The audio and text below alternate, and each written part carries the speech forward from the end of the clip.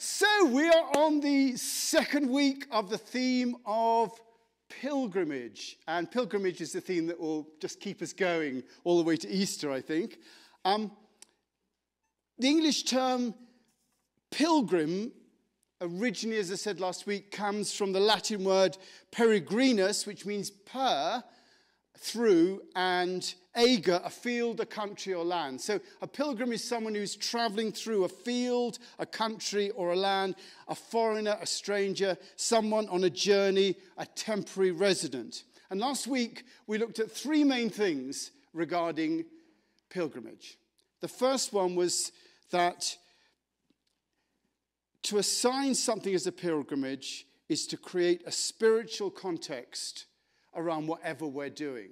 Heather described it as a journeying with sacred intent. And that means that you can decide to go on a pilgrimage, to Lourdes or whatever. You have that sacred intent. You can actually go on a pilgrimage, just coming to church is a pilgrimage. There's a sacred intent in terms of that. And in some sense, our lives are a pilgrimage, that there's sacred intent in our lives. And, some people do things without sacred intent, but actually the sacred intent sometimes is revealed. And so, there's a lot of pilgrimage around, whether it's internal, external, whatever it is. So pilgrimage is about sacred intent. And that the path of pilgrimage, the path we travel along, reveals itself if we get our minds out of the way sufficiently. So the path that we go on pilgrimage, if we don't think about it too much, then the path that we go, the universe shows us where we're going. That's the most important thing with that. And so we're able, if we're on a pilgrimage to Lourdes, we have to just get out of the way and just follow the path that we're doing. If we're in our lives, we get our minds out of the way, then the path reveals itself. And the pilgrimage, thirdly, is a place of learning, a classroom for life, where all the props of normality are stripped away, a bit like Lent, so we can learn what's essential in our lives. And when we go on a pilgrimage, you haven't got cable if you're traveling to, Lourdes or whatever it is. And so things are stripped away. And similarly, on when you go on a pilgrimage, wherever it is, you'd start to realize what's essential and what's important. And lastly, whether we're going on a quest for the Holy Grail or simply walking the ditch line in Snowmass, what we're seeking in pilgrimage is a glimpse of the eternal. That's what we're really looking for. In all pilgrimages, we're looking for a glimpse of the eternal. And today, we're looking at starting out. And Heather read a fantastic poem last week about starting out. She's going to read it again now. So this poem is called Start Close In. It's by David White, you might know it.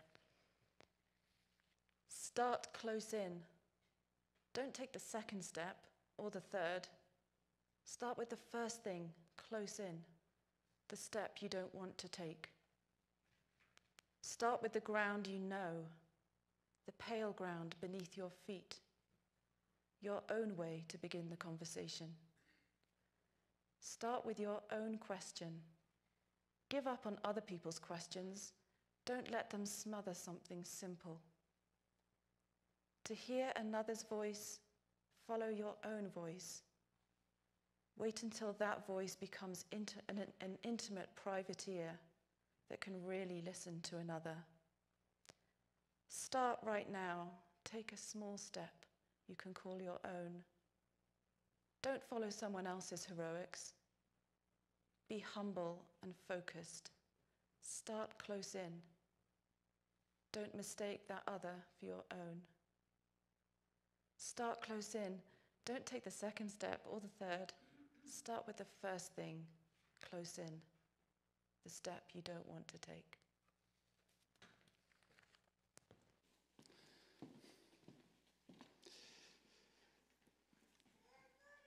Two travelers come across a farmer sitting on a gate as they walked along the road. "Can you tell me the way to the great city?" says one of the travelers. "Sure," the farmer answered, "but if I were going to the great city, I wouldn't want to be starting from here." Many of us feel that about the way in our lives. We feel that we want to go on a journey, but we're in the wrong place. We're not in the right place to start. We think we have to get somewhere to be able to start. To be in the right place in order to start, wherever the right place might be. But the amazing thing is in life is that you're always in exactly the right place to take the next step. That right now, you're in exactly the right place to begin whatever journey you choose to make. Your whole life, listen to me, your whole life has brought you to this point right now. Everything you've ever done has brought you to the point of listening to me here right now. And everything has conspired for you to be in this place now. And you couldn't be in a better place than right now to do whatever you're going to do next. And that is true for every single moment of your life. You're never not in the right place. It's an amazing thing to trust the universe. And it makes starting anything incredibly easy, to trust that you're there. It's that first step that David White's talking about, knowing that you're in the right place. You're never in the wrong place to do something next.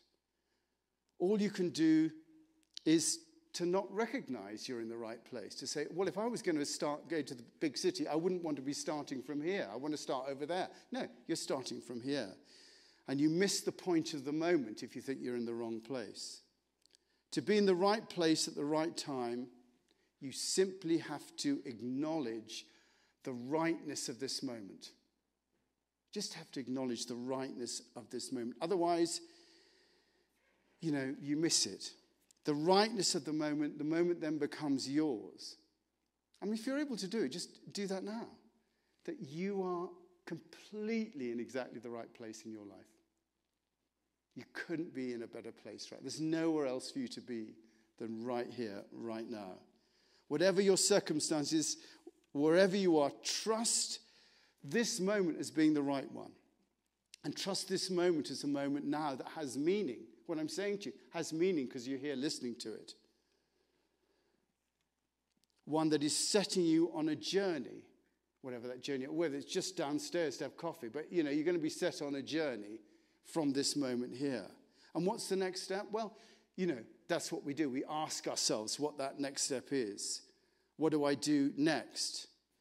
And what you do next generally comes from a prompting from within. If it's sacred intent, if you think, what do I do next with sacred intent? It comes from a prompting within. And for some, at some time, that next step is to embark on a pilgrimage. They'll get to a point and say, right, I just feel it's right to go on a pilgrimage. Some are born into pilgrimage, funnily enough. Some achieve pilgrimage, and some have pilgrimage thrust upon them to murder Shakespeare from Twelfth Night. And if you don't think you can have pilgrimage thrust upon you, then have a word with Claire here, who is literally about to give birth. And I think Claire and Matt need to be in our prayers right now. It's so lovely that you're here, 22 weeks. And you have pilgrimage thrust upon you right now. 38 weeks, sorry. 38 weeks, yes. So I don't know why I thought 22. 38 weeks. And you have pilgrimage thrust upon you. You're going to go on a journey. It's just going to happen, Matt, whatever you like it or not. There is this journey. And I do ask you to pray for Matt and Claire over this next period of time. And last week I asked if anybody had gone on a formal pilgrimage. And just to tempt the water, is there anybody here gone on a formal pilgrimage that hasn't put their hand? Yeah. Well, you weren't here, so were you? So where did you go on your... as we're talking about, where did you go on your pilgrimage? My sister and I, we did the Camino de Santiago, and we went northern Spain. We did 500 miles. There's still a section we need to do, but both of them were so different, and it was just so fun pilgrimaging with people because everybody sort of kept the same pace, and you'd see them at where you'd stay at night and in the morning and hear their different stories about how their journey was going. So that was a big pilgrimage for me. And can I just ask you, what made you want to go on that pilgrimage? my sister's very Catholic, so it was something that she had always wanted to do, and she wanted someone to go with her. So I was chosen to go on that pilgrimage with her. But for me, it seemed I was more curious. I didn't really have an expectation. I wasn't doing it for any religious affiliation reason, but I was just open to see what would come. And for me, it was more of seeing the other people and how they were pursuing it. And not everybody was going on it for a reason that it was religious. A lot of people were going on it because a trauma had happened in their life, or they were going to get married, or they were losing someone close to them. So everyone had a kind of a different reason. And at one of the places, everybody shared what their reasons were in totally different languages. You could understand some, but not all. And that was fascinating. Did you feel changed by it? I did, and I think it continues to change me as I look back upon it. Great, thank you. Anybody? It's interesting that, isn't it, when you think, am I going to get married? Let's go on a pilgrimage together and test out. After the end of a pilgrimage, you can definitely... We went on retreat before our marriage, didn't we? We went down to a place. So you go on a pilgrimage, if you can stand them on pilgrimage, you'll be able to stand them for the rest of it. Anybody else? No, it's good to just to get an idea of those people that have gone on pilgrimage and have travelled along and done that sort of thing. But why go on pilgrimage? I think there's a deeper reason, a personal reason for each person that wants to go on pilgrimage, which I think starts with a desire for something. It starts with some sort of desire. Whether it's desire to be with your friend when she was doing it. But there's something that makes you do 500 miles of walking. There's a desire to go deeper, to acknowledge a lack that's within, or to want something. And there's a personal reason, first of all, I think, to go on pilgrimage. And then there's also, I think, a reason for the good of the whole. I think sometimes people go on pilgrimage, for the good of the whole, for the world. To transform ourselves and so to transform the world. And it's interesting that, in olden times, particularly in England, one was expected to go on pilgrimage. It was an expectation. And you look at those, I love the way you said that you heard the stories. Look at those random stories in the Canterbury Tales. Everybody went to Canterbury as a pilgrim. And there was a huge industry for people going to Canterbury because you were expected to go on a pilgrimage. People from all walks of life going through for their own reasons in their own good time. And that still exists today. If you look in Islam, you're expected to do the Hajj once in your lifetime. It's an expectation. That's what it used to be like, why people went to Canterbury. There was an expectation that you would undertake a pilgrimage. So we go on pilgrimages for ourselves. And we go on pilgrimage, I think, for all mankind and womankind. And I think all pilgrimages, therefore, they start with a decision. We studied the 10 ox herding pictures recently in the fall. There's that Zen classic series of pictures. And in the first picture, the decision to actually... to go on the path for the ox herd. You have to make the decision if you're going to go on that path. The two decisions you have to make in Buddhism or in Zen are to become a Buddha, to embark on the path. You embark on the path for two reasons. One is to become a Buddha, and the other is to bring peace to the world. And the idea is that you make a decision that you're not going to stop until you become a Buddha or you bring peace to the world. So once again, there's the inner and the outer in Zen in terms of going for enlightenment. You do it to become an enlightened person and to bring peace to the world. And in a sense, the decision to start off on the spiritual life, which is the ultimate pilgrimage, comes from a decision. Even the decision to be spiritual comes from a decision. And that decision can, just be brought upon you, a bit like forced pilgrimages. The Glays have a concept of forced family fun. Have you heard that? I love that. We have it in our family now. Carolyn and Bob Glay, they have that with their children, right? It's forced family fun. You're going to do this whether you like it or not. But you're going to enjoy it in the end. And actually with pilgrimage, it's the same. I remember, I started my spiritual life in a restaurant, an Indian restaurant in London. I'd been to a drinks party, and you meet a girl and you invite her out to dinner afterwards, typical thing. Anyway, I was having dinner in this Indian restaurant with this girl, and she said to me, do you fancy going to India on holiday? And I thought, yeah, why not? That sounds a good idea. I hadn't decided, so I said I was going to go with her on holiday. I didn't know that it was a 125-mile trek up 14,000 feet in Nepal at the time, but I said yes. And I went along, and I was like, oh God, it was not my real cup of tea. We're camping, and you have to, with the loo, you get given a shovel, and I was just completely, there's no cable. It's not what I like. You live in tents with somebody else, and it wasn't what I was dragged my sorry butt all the way up those 14,000 feet, and I got to the top of the mountain. I had this amazing experience. There was a cloud was beneath me, and the mountains were coming through the cloud like they were like icebergs on an ocean. And I just looked out, and I just had this huge wow experience. And I didn't really recognize that something had happened. And I always say that, my mother tells me that when I got off the plane wearing Indian clothes and claiming to be vegetarian, she knew that something was up. And actually, that was the moment. I came back, and I'd sort of tipped in. It was a pilgrimage. I hadn't known about it. And suddenly I was there on pilgrimage. And from that moment, I was into spirituality from that moment on. And I decided I was going to ask my friend, who I knew had a guru in India. And I knew he'd gone there because I'd bought all his stereo equipment cheap so he could get a flight to India. I'd taken advantage of him already. And so I thought I'd go down and find out what all the spirituality was about. And I went down and saw him, and he lived near Glastonbury. And I said, what's it all about? And he said, well, you are in everything, and everything is in you. I thought, well, thanks a lot. That means a lot to me. Anyway, he gave me a book, Autobiography of a Yogi by Paramahansa Yogananda. And I read that book, and I was off. And, then I decided on my path. That's how I began.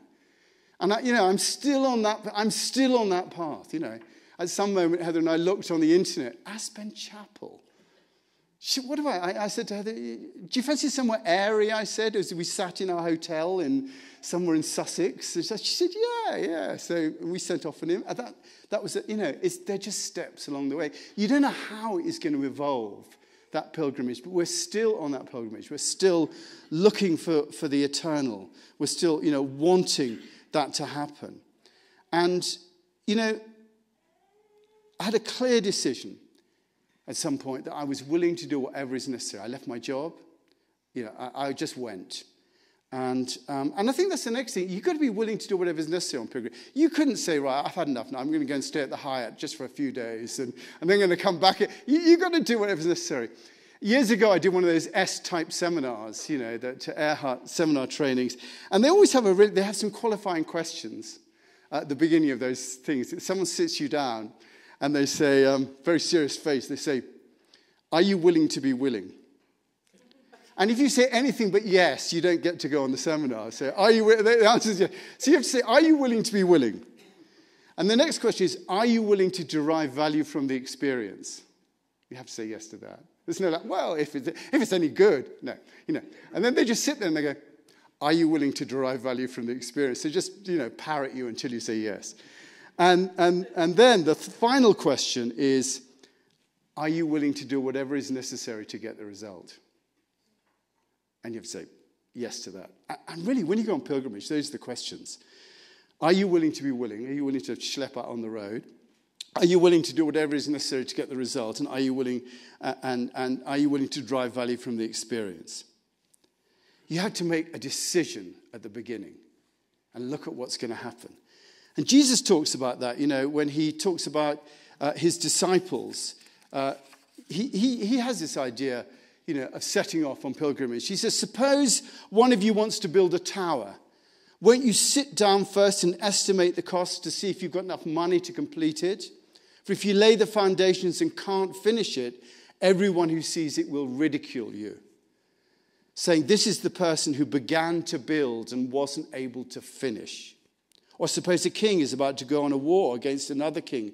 Won't he first sit down and consider whether he's able with 10,000 men to oppose the one that's coming against him with 20,000? If he's not able, he'll send a delegation while the other is still a long way off and sue for terms of peace. In the same way, those who don't give up everything cannot be my disciples. He's saying you've really got to consider, to do a reckoning as to what it involves, a participation that needs, what needs to happen, and then the willingness to give it. There is preparation at the start. You have to prepare yourself to go on that pilgrimage. And then you take that first step. And there's always a first step.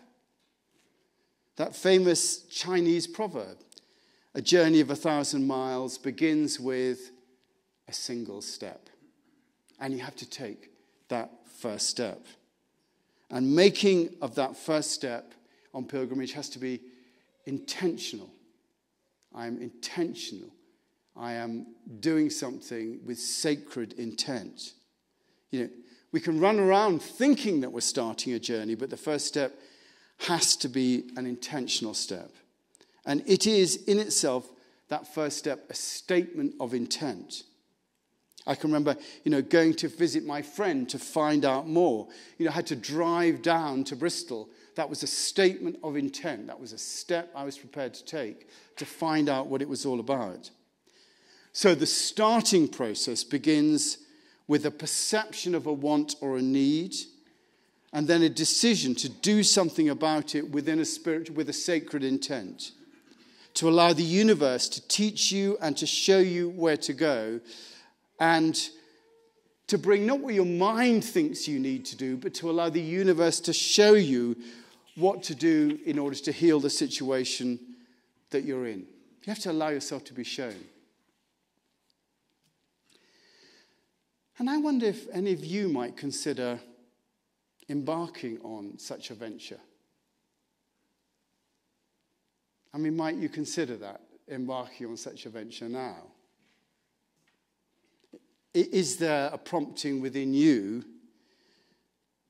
that might make you consider taking such a journey? Something that you're looking for, or something that you want to learn about, or a new start that you want to make. We've got a specific time frame here between now and Easter. And, we have this series on pilgrimage, and that might help you on your way as you decide to make such a journey. It might be something about taking up a practice or developing some area in your life. It could be about relationships or an area where you feel that there's some healing is needed. We're now in February, and so, we've moved through the success and failure of New Year's resolutions. And you can say by February they're gone. And we could look at ourselves with a more clear eye. Starting out on pilgrimage comes after we recognize a need or desire, and then we act. I mean, can you maybe identify anything in your life that you could change or you might want to act on? Might you be willing to embark on something?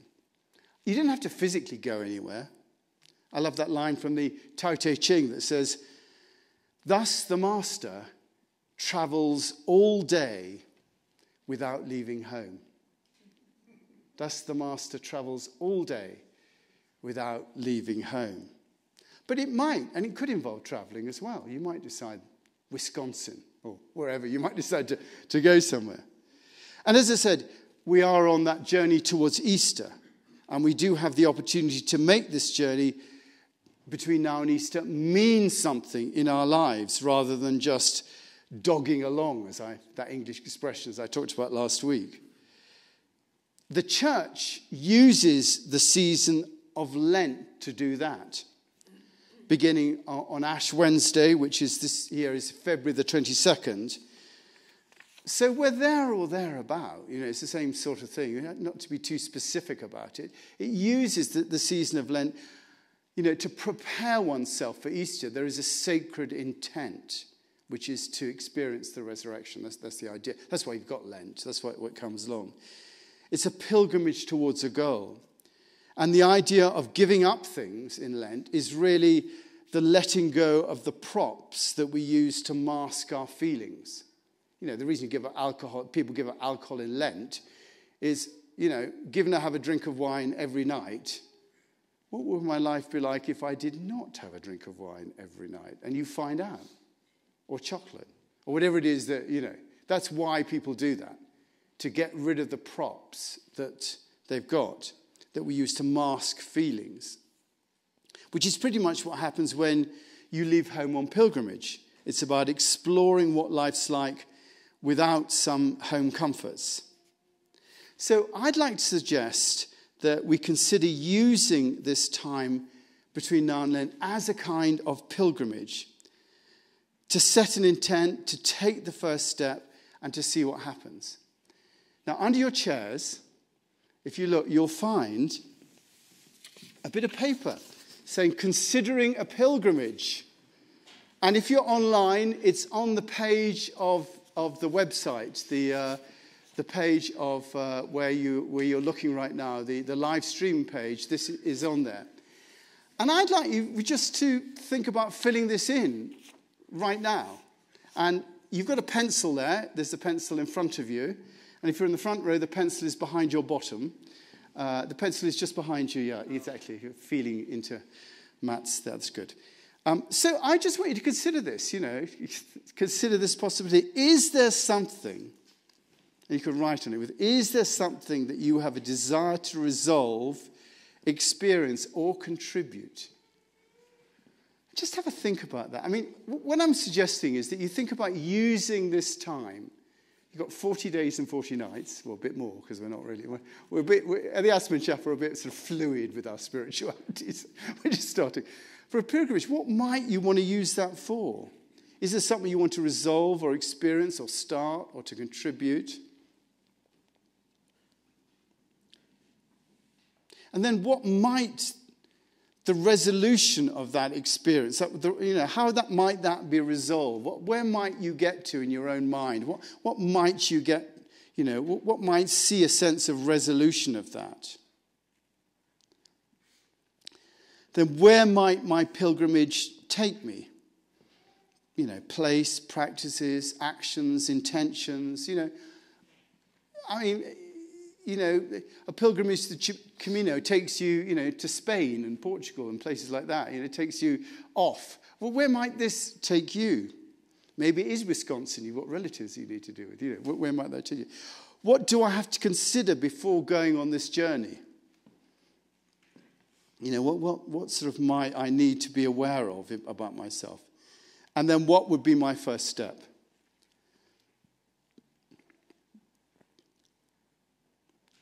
So look at that. Have a think about that. We're going to have another song now from Dan. So you can listen to the song and think about these things as well and write it in your own time. And just say, this is for you to take away and just have a think about. And Dan.